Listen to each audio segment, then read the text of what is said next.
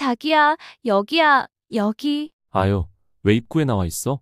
호텔 커피숍 안에서 뭐 마시면서 기다리라니까. 주차 오래 안 걸릴 것 같아서. 그리고 혼자 앉아서 기다리는 거 싫단 말이야. 여자는 20대 중반 정도의 나이밖에는 되어 보이지 않았습니다. 남편보다 거의 10살은 어릴 것 같았다는 겁니다. 나보다 훨씬 젊다는 것만으로도 그저 너무 예뻐 보였어요. 여자는 남편의 팔짱을 자연스럽게 끼고 머리까지 기대고 부비며 보통 끼를 부리고 애교를 떠는 게 아니었습니다. 그렇게 두 사람은 호텔 안으로 사라져 갔습니다. 나는 두 손이 덜덜 떨리는 것을 가까스로 진정시키며 최선을 다해 두 사람의 모습을 카메라에 담았습니다. 그렇게 나는 내 손으로 직접 증거를 모으기 시작했습니다. 저는 27에 결혼을 했습니다. 요즘 시절치고는 비교적 빠르게 한 편이었지요. 남편과는 대학 시절부터 만나 연애도 꽤 오래 한 뒤에 결혼을 했어요. 제가 대학교 3학년이 되었을 때 남편은 3학년으로 복학을 했죠. 학년은 같았지만 저보다 3살 많은 복학생 선배였던 남편이 저를 엄청 쫓아다녔어요. 저는 당시에 아르바이트를 하다가 만났던 다른 학교의 한 학년 어린 남학생과 썸을 타고 있었고 그 친구와 슬슬 사귀려던 참이었습니다. 그런데 그때의 남편은 내가 아르바이트하는 가게에까지 와서 깽판을 쳤고 엄청나게 저한테 집착을 하면서 구애를 해왔어요. 내 앞에서 눈물까지 보였죠. 멀쩡하게 생겨가지고 키도 185가 넘는 산만한 덩치의 남자가 도대체 내가 뭐라고 저렇게까지 하나. 결국은 이런 마음이 싹트게 됐습니다. 저는 사귀려고 했던 상큼한 연하남은 눈물로 떠나보내고 남편의 마음을 받아주기로 했어요. 대학교 3학년 겨울방학에 접어들면서부터 저와 남편은 본격적인 연애를 하기 시작했지요. 사귀고 보니 남편은 참 괜찮은 남자였습니다. 일단 외모도 꽤 잘났고 성격도 쾌활하고 남자다웠습니다. 무엇보다 저를 정말 많이 사랑해 주었고 저한테 무척 잘했어요. 졸업을 하고 직장 생활을 시작한 지 얼마 되지 않아서 남편의 부모님을 찾아뵙고 인사도 드렸습니다. 남편의 부모님, 그러니까 저희 시아버님과 시어머님은 인상이 참 좋으셨습니다. 두 분 다 꽃중년이라고 해야 하나? 그리고 저를 만나자마자 무척 다정하고 살갑게 대해 주시기도 했어요. 저는 두 분을 처음 뵈었을 때 남편보다도 그 부모님을 봐서 이 남자랑 결혼을 해도 좋겠다 하는 생각을 처음 하게 되었지요. 남편은 늘 저한테 결혼하자고 했었거든요. 그래서 제가 27, 남편이 30살이었을 때 우리는 결혼을 했습니다. 남편이 30을 넘기기 전에 꼭 결혼을 하자고 해서 말이죠. 신혼생활은 나름 즐거웠습니다. 본가가 지방이라 저는 서울에서 대학 때부터 자취를 했었어요. 그래서 혼자 사는 것에 익숙하기도 했고 또 그게 무척 잘 맞고 편한 체질이었지요. 그렇기 때문에 결혼을 하고 누군가와 함께 사는 걸 잘할 수 있을까? 그게 솔직히 좀 걱정이었어요. 하지만 신혼 시절은 그야말로 꿀 떨어지는 달달함과 행복감에 취해서 보냈던 것 같아요. 100% 그랬던 건 사실 아니었고요. 문제가 좀 있기는 했는데요. 결혼을 하고 나니 조금씩 이상한 게 있긴 했습니다. 시어머니가 다정하고 살가운 건 좋은데 도가 지나치다고나 할까요? 시어머니는 신혼 때부터도 우리 집에 상당히 자주 오시는 편이었지만 그때는 그냥 그렇게 신혼에 취해 어리바리 저도 지나쳐 갔습니다. 그런데 결혼하고 1년이 넘도록 그 패턴이 반복되니 저는 솔직히 점점 불편하고 짜증까지 나게 되었죠. 하지만 남편은 아무렇지도 않은 것 같았습니다. 오히려 이번 주에는 안 오시는 거냐며 시어머니한테 전화를 걸기까지 했습니다. 엄마, 이번 주엔 안 오세요? 아, 그렇구나. 할 수 없죠. 뭐, 다음 주에 우리가 갈게요. 엄마 된장찌개 먹고 싶은데. 네, 알겠어요. 일주일에 한 번씩 오셔서 하룻밤은 꼭 주무시고 가시는 시어머니는 아무리 그래도 좀 그런 거 아닌가 싶었습니다. 그나마 시아버지도 함께 오셔서 두 분이 다 주무시고 가는 건 3주나 한 달에 한 번 정도라는 것을 무척 다행스럽게 여겨야 할 판이었습니다. 오빠, 솔직히 한 달에 한 번 뵙고 살아도 자주 뵙는 거 아냐? 어머니, 좀 자주 오시는 거 아닌가 해서. 저의 친정은 지방이기도 해서 거의 명절에 밖에는 친정 식구들은 볼 수가 없었죠. 그에 비해 시어머님이나 시댁 식구들은 지나치게 자주 보게 되었고요. 그러니 더 짜증이 나는 것도 사실이었습니다. 참고 참다가 결혼한 지 1년이 훌쩍 넘어서야 저는 겨우 한마디를 남편한테 한 거였습니다. 그것도 상당히 부드럽게 돌려서 말이죠. 그런데도 남편은 갑자기 얼굴 표정이 확 바뀌는 것이었습니다. 뭐? 그래서 싫다는 거야? 우리 엄마 오시는 게? 대학교 3학년 때 남편을 만난 이후 처음 보는 남편의 차가운 표정과 목소리였어요. 저는 남편한테 대꾸하는 말이 바로 나오지가 않았습니다. 잠시 마음을 추스른 뒤에야 한마디 더 했죠. 어머님이 오시는 게 싫다는 게 아니라 너무 자주 오신다는 거잖아. 솔직히 틀린 말 아니잖아. 그러니까 우리 엄마 오시는 게 싫다는 거잖아. 지금 너는 말도 안 되는 비약과 막무가내로 우기기를 시전하는 남편이었습니다. 이 사람이 이런 사람이었나? 하는 생각이 들기 시작한 게 그때부터였던 것 같습니다. 연애할 때도 조금씩 느끼지 않았던 건 아니지만 에이 설마 하고 지나갔고 좋은 면만 보려고 노력을 했던 것 같습니다. 그때의 저는 남편의 마마보이로서의 면모는 점점 더 노골적으로 드러나기 시작했습니다. 당연히 저의 요리 솜씨보다야 시어머니의 요리 솜씨가 월등히 낫지요. 하지만 저도 음식을 못하는 편은 아니었습니다. 그런데도 남편은 엄마가 해주는 밥 거리면서 일주일에 한 번씩은 꼬박꼬박 오시는 어머님의 패턴을 오히려 더 고착시키는 거였습니다. 아니, 심지어 점점 더 심해졌습니다. 일주일이 아니라 2, 3일에 한 번 우리 집에 오시기도 했던 겁니다. 저는 급기야 정 그러면 당신이 어머니 집으로 가서 밥도 먹고 일주일에 하루는 자고 오라고 했습니다. 그런데 남편은 그건 또 싫다는 것이었습니다. 점점 시어머니도 남편도 이해가 안 되고 더욱더 짜증이 났습니다. 저는 결국 시어머니가 오시는 날에는 일부러 회사에서 야근을 하고 약속을 만들어서 최대한 늦게 집에 들어가게 되었습니다. 그렇게 결혼 생활은 3년여의 시간이 시어머니와 거의 함께 지내는 불편한 시간들로 흘러갔습니다. 아예 모시고 사는 게 차라리 나을 것 같았습니다. 부부끼리 깨볶고 잘 살라고 하시면서도 3년 내내 그러시는 시어머님이 정말 이해가 되지 않았습니다. 그러는 사이 꽃다운 20대 초반의 대학 시절부터 저를 죽어라 쫓아다녔던 일편단심 순정남이었고 누구보다 저한테 잘했던 남편의 모습은 점점 사라져 갔습니다. 우리 부부는 시어머니 문제로 인해 자주 싸우게 되었고 점점 사이가 틀어질 수밖에 없었던 거죠. 그리고 저는 어느덧 33이 되었습니다.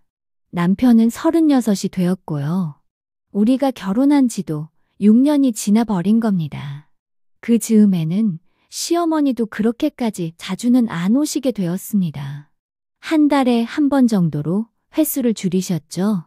6년이라는 시간이 그나마 그렇게 만들어준 거라는 생각이 들었습니다. 그래도 저희 친구들은 아직도 시어머니가 그렇게 자주 오시냐면서 혀를 내둘렀습니다. 자기네들 같으면 진짜 못 산다고.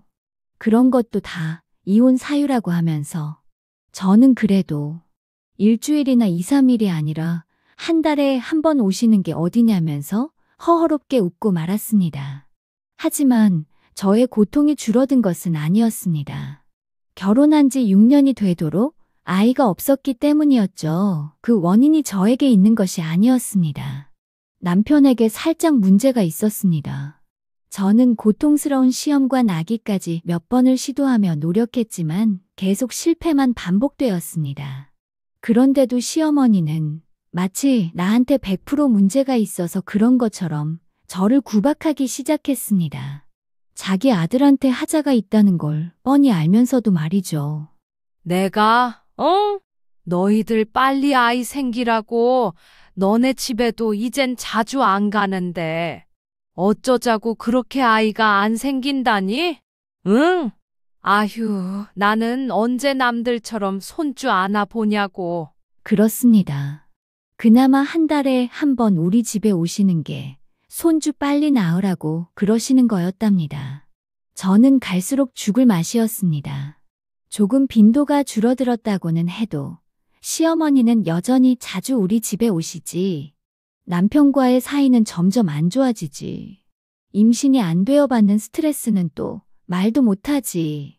그러는 와중에 남편의 불륜 사태까지 터져버린 겁니다. 그것도 새파랗게 어린 여자랑. 정말이지. 세상이 나한테 죽어라. 죽어라. 당장 죽어라. 그러고 살아서 뭐 할래? 하는 것만 같았습니다. 그날은 토요일이었습니다. 남편은 회사 동기 모임이 있다면서 나갔습니다. 모처럼 오붓하게 둘만의 주말을 보내며 진득하니 아이 만들기라도 열심히 해보자. 오랜만에 마음을 먹었건만 저는 되도록 빨리 나갔다가 오라고 했습니다. 그런데 밤 11시가 넘어도 연락이 없었습니다. 전화를 걸었지만 통화 불가 안내음만 청승맞게 계속 들려왔습니다. 남편은 새벽이 되어서야 들어온 것 같았습니다. 저는 남편이 들어오기 훨씬 전에 잠이 들고 말았죠. 그런데 다음 날 남편의 셔츠를 빨려고 보니 낯설고도 진한 여자 향수 냄새 같은 것이 나는 것이었습니다. 늦지막이 일어나 늦은 점심을 먹는 남편에게 저는 슬쩍 지나가는 말로 물었습니다. 당신 혹시 여자 향수 뿌리고 다녀? 순간적으로 굳어지는 그의 표정을 저는 놓치지 않았습니다. 미쳤어? 여자 향수를 왜 뿌리고 다니겠어? 내가.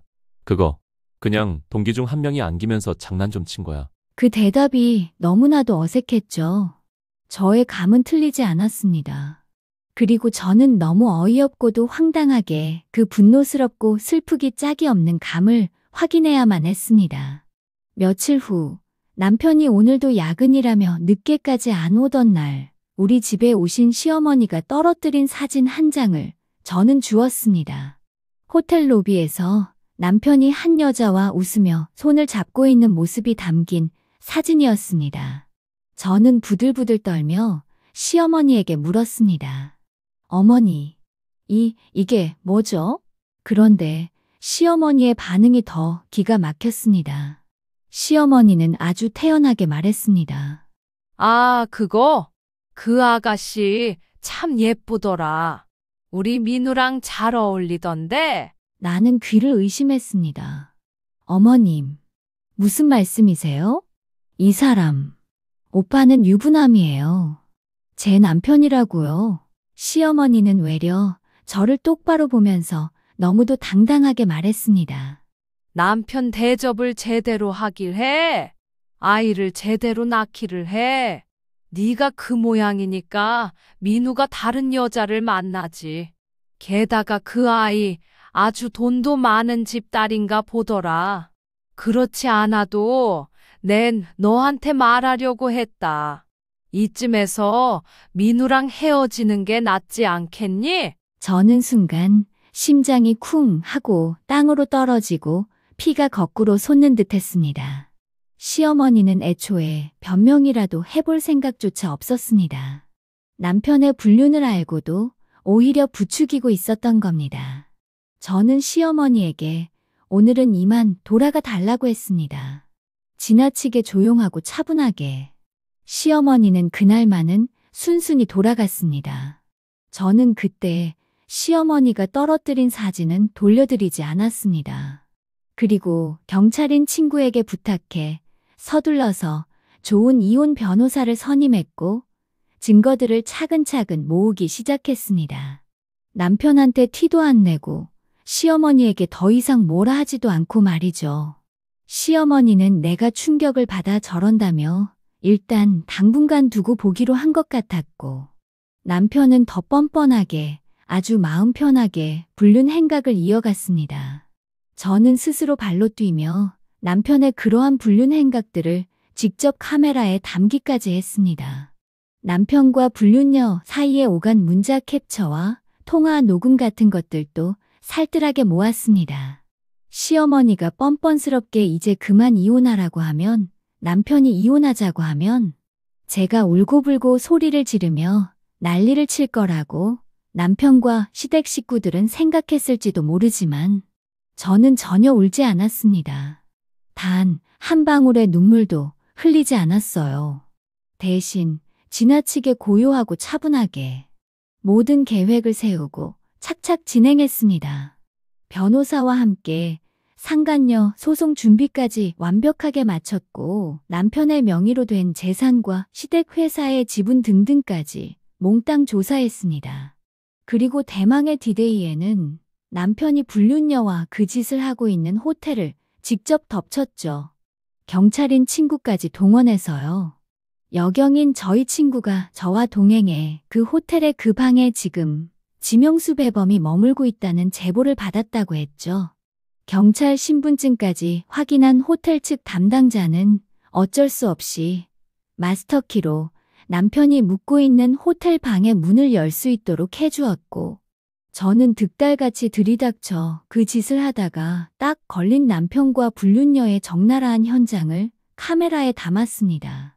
이후에 벌어진 막장 드라마로도 다 담기 어려운 지난한 일들은 일일이 말하기도 역겹고 짜증이 나니 그 이야기는 생략하겠습니다. 얼마 후 저는 몇 달 동안 차곡차곡 모은 적나라한 증거 자료들과 상간녀 위자료 청구소장, 남편의 재산분할 서류 등을 남편과 시어머니 앞에 들이밀었습니다. 어머니께서 그리고 당신이 그렇게도 원하는 이혼 해드릴게요. 단 이 모든 위자료 지급과 재산 분할만 정확하게 이루어진다면요.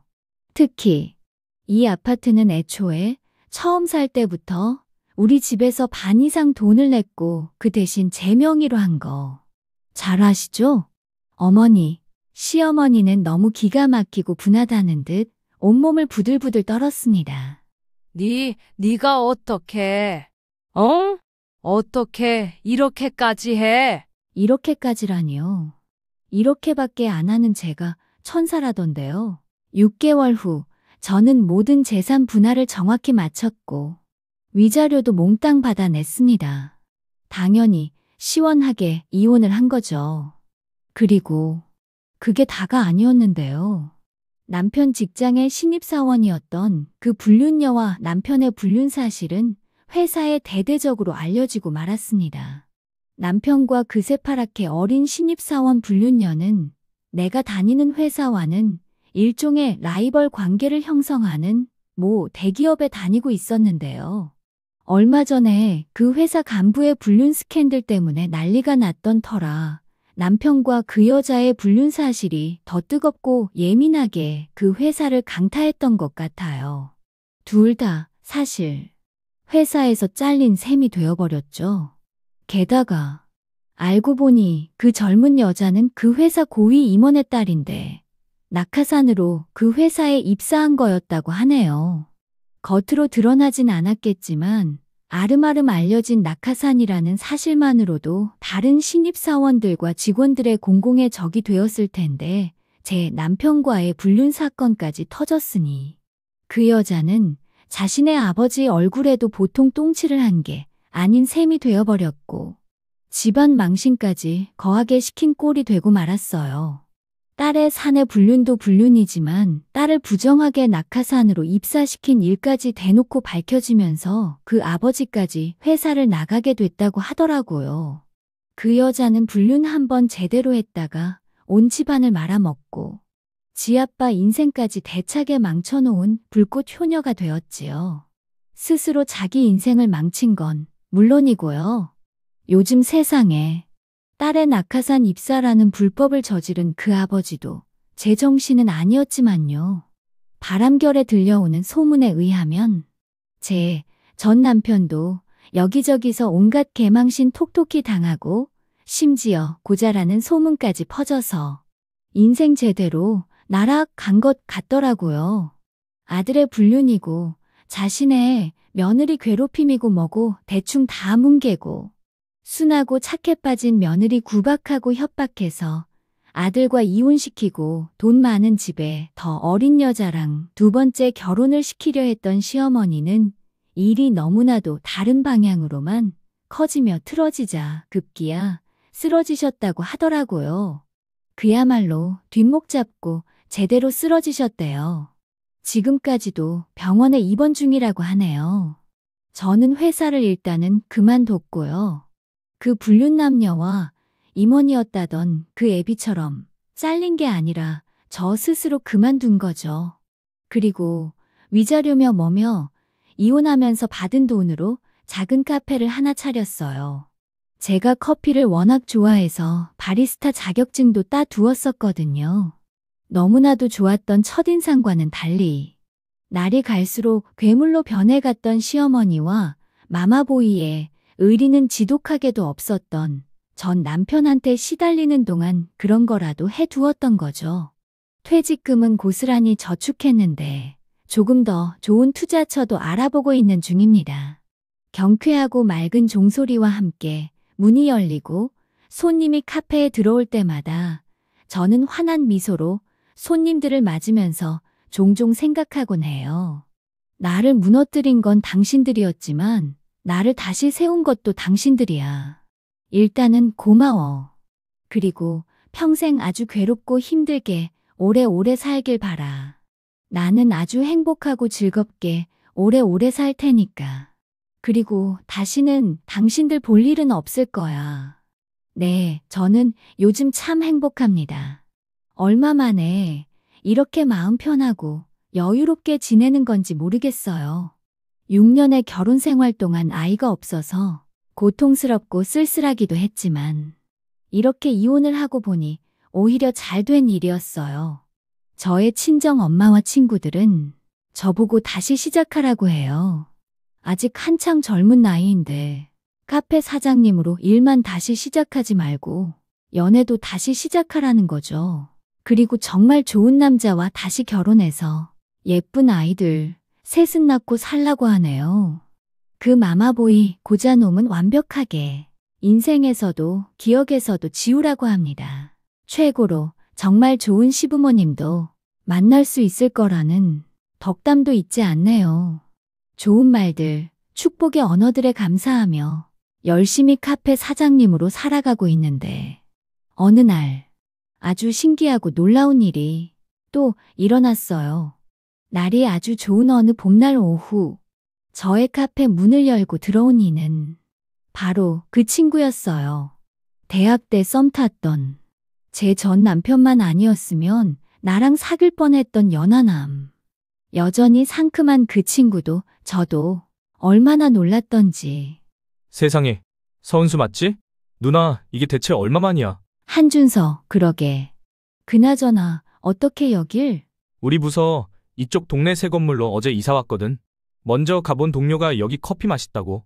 그리고 카페 사장님이 엄청 분위기 있고 미인이라고 해서 와본 건데 세상에. 서로 너무 놀랍기도 하고 반갑기도 하고 우리 둘은 한참을 어이없어 하며 웃었습니다. 살짝 열어놓은 창문으로 대학 시절 교정을 문득 떠올리게 하는 싱그러운 라일락 향기가 살포시 날아 들어왔습니다.